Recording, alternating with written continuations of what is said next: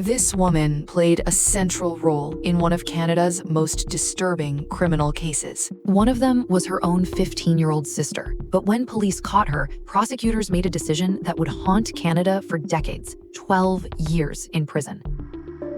12 years. That's all she served. The judge who approved the deal would later call it the deal with the devil. But by then, it was too late. The deal was signed. This is the story of how one of Canada's most notorious killers manipulated the justice system, walked free after just over a decade, and why the families of her victims are still fighting for answers today. The Karla Homolka case. October 1987, St. Catharines, Ontario. Karla Homolka was 17 years old when she met Paul Bernardo at a hotel restaurant. He was 23, charming, working in accounting. Friends would later describe them as the perfect couple. Karla was pretty, outgoing, worked at a veterinary clinic. Paul seemed successful, well-dressed, and confident. They started dating immediately. Within weeks, they were inseparable. But Paul Bernardo was hiding something dark. By the time Paul met Karla, he'd already committed multiple sexual assaults in Scarborough, a Toronto suburb. Police were searching for an unidentified serial offender responsible for a string of violent sexual assaults in Scarborough. But investigators hadn't connected Paul to those crimes yet.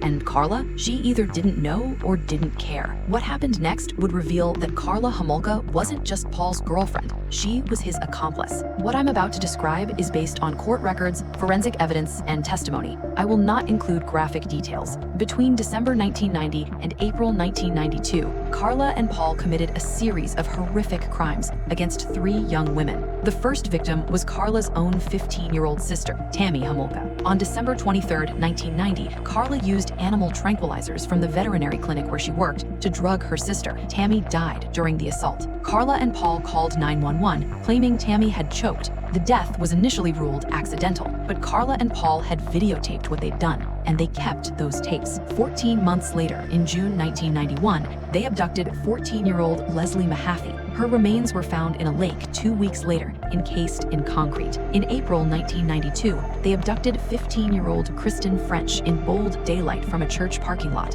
Her body was found 2 weeks later. Investigators would later say the video evidence was so disturbing that multiple officers required psychological counseling after viewing it. The tapes proved something crucial. Karla Homolka wasn't just a bystander. She was an active, willing participant in every crime. By early 1993, Karla and Paul's relationship was falling apart. Paul had become physically abusive toward Karla, a fact that would later become central to her defense. On January 5, 1993, police were called to their home for a domestic violence incident. Karla had visible injuries. She left Paul and moved in with family. Days later, Paul's DNA was finally matched to the Scarborough rapist cases. Police obtained a warrant to search his home. And Karla? She contacted police with an offer. Karla told investigators that Paul had forced her to participate in the crimes, that she was his victim too, that he'd threatened and abused her into compliance. She said she could testify against him, help convict him, but she wanted something in return, a deal. Prosecutors were desperate to convict Paul Bernardo. He was later linked to a series of violent sexual assault cases in Scarborough, a serial killer, one of the most dangerous criminals in Canadian history. And without Karla's testimony, they worried they might not have enough evidence.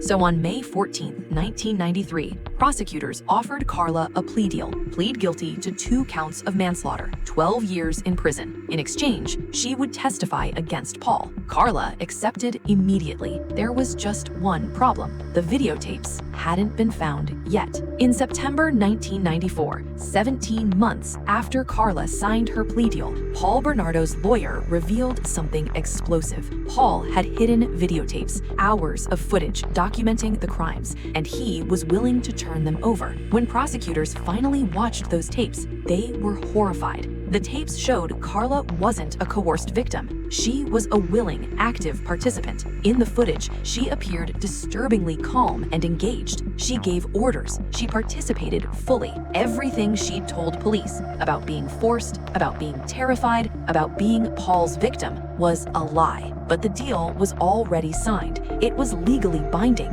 The prosecution tried to back out. Legal experts argued Karla had lied, that the deal should be void. Victim families demanded justice. The courts said no, the deal deal stood. Karla Homolka was untouchable. In 1995, Paul Bernardo was convicted of first-degree murder and sentenced to life in prison with no possibility of parole. Karla testified against him, cool, composed, playing the role of the abused wife who'd been forced into participating. The judge called her a victim of her own volition, acknowledging she'd made choices but had been influenced by Paul. And Karla Homolka, she served her 12 years in a psychiatric facility, not a maximum security prison. On July 4th, 2005, Karla Homolka was released from prison. She'd served every day of her 12-year sentence, but no more. She walked free, changed her name, started a new life. The question that haunts this case, was Karla a victim who became a monster, or was she a monster who pretended to be a victim? Most forensic experts today believe the latter. Karla Homolka wasn't forced into participating. She chose to. The families of Tammy Homolka, Leslie Mahaffy, and Kristen French spent decades fighting for justice. They wanted the videotapes sealed forever. They wanted Karla to serve life. They wanted the world to know the truth. Instead, Karla Homolka served 12 years and walked free. The prosecutor who made the deal later said it was the biggest regret of his career. The judge who approved it called it the deal with the devil. But for Karla, she got exactly what she wanted, a second chance she never gave her victims.